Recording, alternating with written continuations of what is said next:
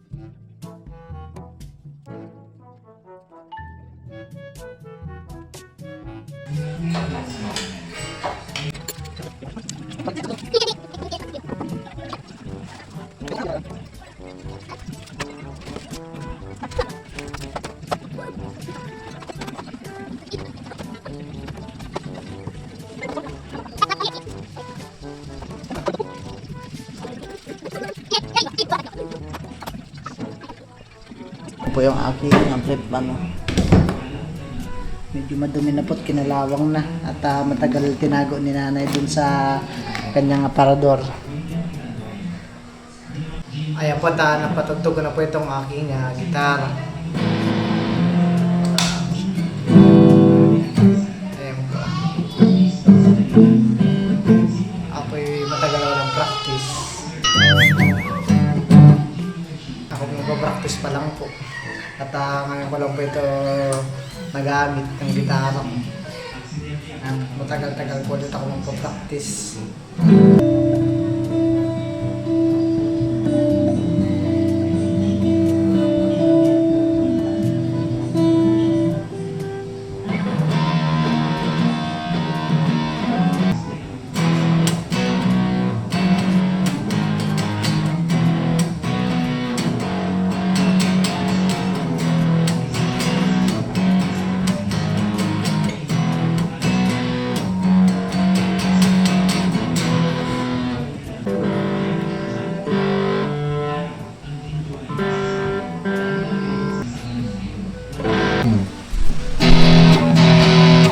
Parang basag.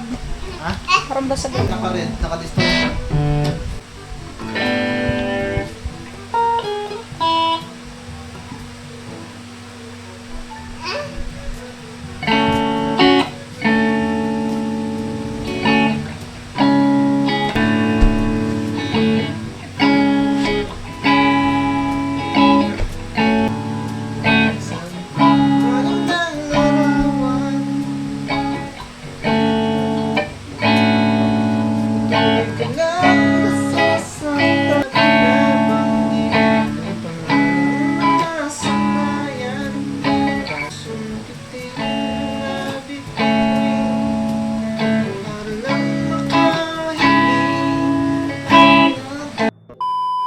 Ayan po, at kami po nandito sa aming lupa po ulit. Ngayon lang po kami nakapunta at hinintay po namin magising si Teo. Ayan po, aba, puro balahibo ng manok dito sa kubo, parang may nag-aatay ng manok.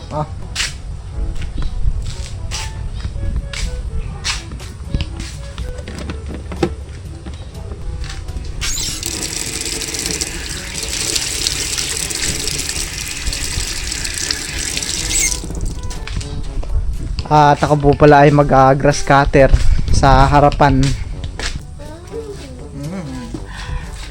At ako po pala ay mag-grass cutter doon po sa harapan ng aming bakuran.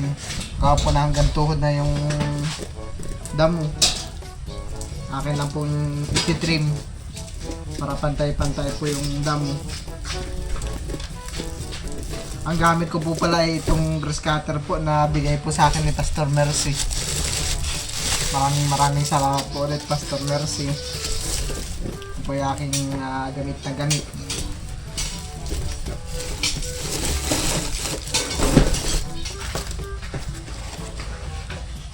Ay, may palaka. Uy. Kala ko kung ano lang.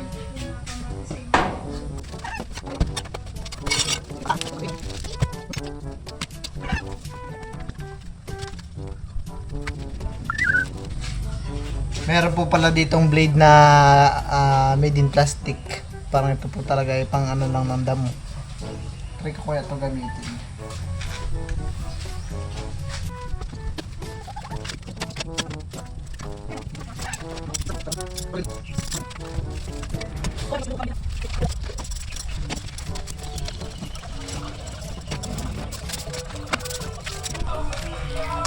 At ito na po ang ating grass cutter.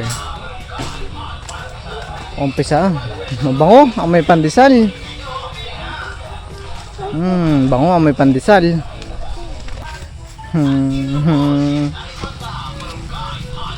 Gusto mo tayo pandesal?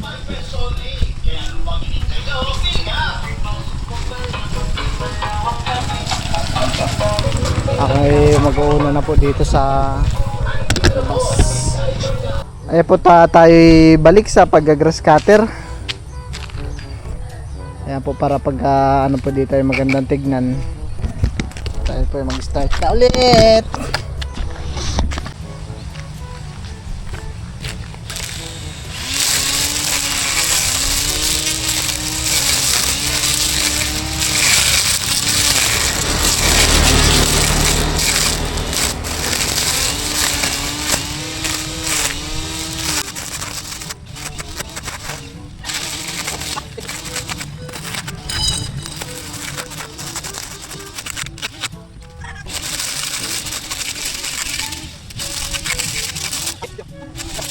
Nalubat.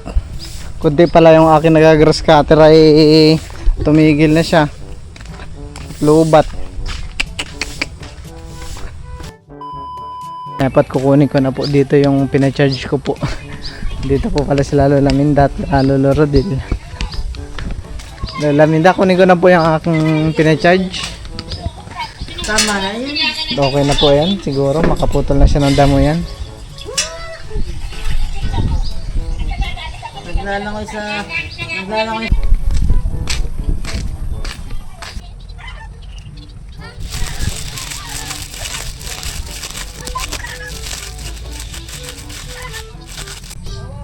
Aray ko po, baka bukas ko na mapapatuloy.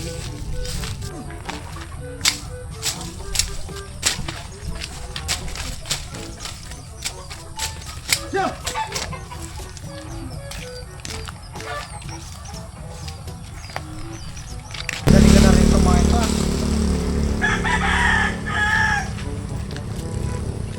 Parang mga salay itong mga ito eh. Tanglad. Pero damo naman po. Ay, dito. Pasok tomato.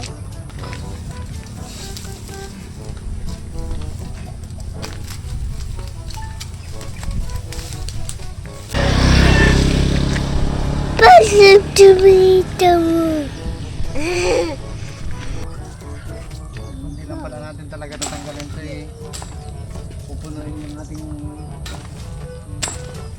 bakod.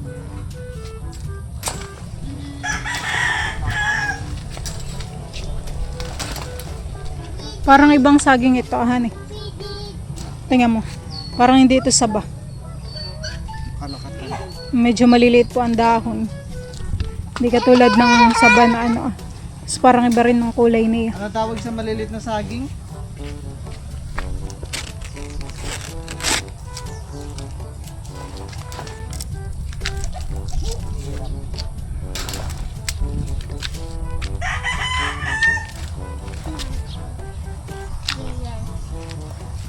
Hirap sabi ni Teo.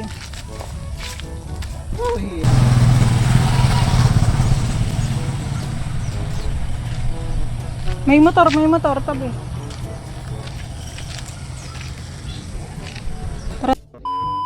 Yung pong mangga po dito ay malalaki.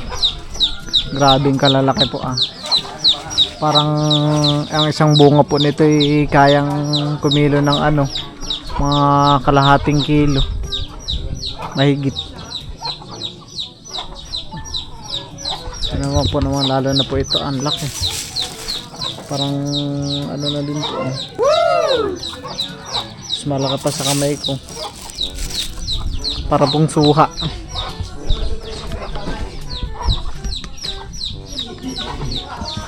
Ang rin po ito, ang lalaki. Ngayon po nagbubunga yung ganitong klaseng mangga. Sa amin po ay wala na pong mga tumutubong mangga. At ang jamming ko po ay paubos na rin. Pero ngayon po itong mangga ay ngayon siya bumubunga ngayong buwan. Pag tag-ulan. Hindi ko alam kung anong tawag ditong mangga na to.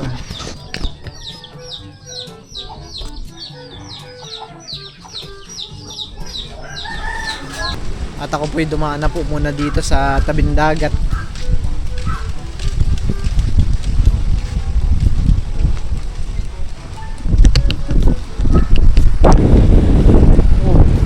Yan yata yung pangkarera na bangka. Maliit.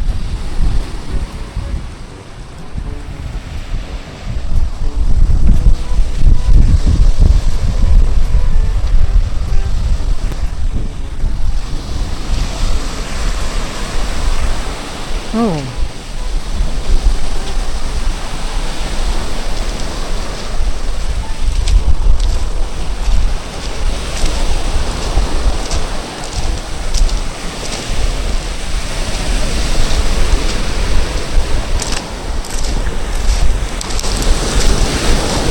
Parang dito rin po sa kanila ay wala pong mga lumaot. Nakataas na lahat ng mga bangka nila. Oh. Ako rin po ay pauwi na rin agad. Ako po sana ay maliligo ng dagat. Kasi malakas po ang alon.